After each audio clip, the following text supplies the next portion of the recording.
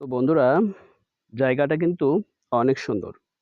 আর এখানে কিন্তু এই যে এলাকার পানিটা এই কালভার্ট দিয়েই এই নদীতে প্রবেশ করত, কিন্তু ভাঙনে ভেঙে যাওয়ার কারণে কিন্তু এটা একবারেই বন্ধ হয়ে গেছে। তো নোনা পানিতে সহজে কিন্তু রাস্তাঘাটগুলা ভেঙে যায়। নির্মাণাধীন যে বিল্ডিং গুলা, যে স্থাপনাগুলা, এগুলা কিন্তু ভেঙে যায়।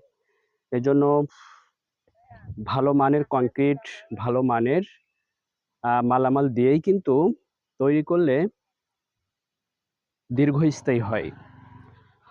আর এখানকার রাস্তাটা কিন্তু অনেক কাঁচা। আর দেখেন, এই কিন্তু অবদা। আর ওখানে কিন্তু একটা বাড়ি ছিল।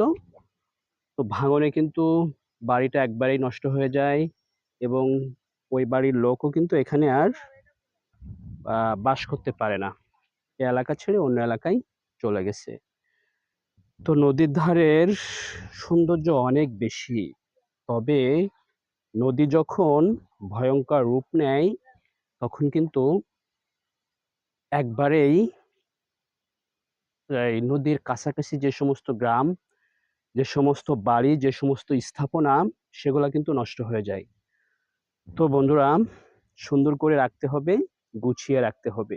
তাহলে আমি ভালো থাকবো, আমার বাড়ি ভালো থাকবে, আমার এলাকা ভালো থাকবে, আর আমার দেশও ভালো থাকবে।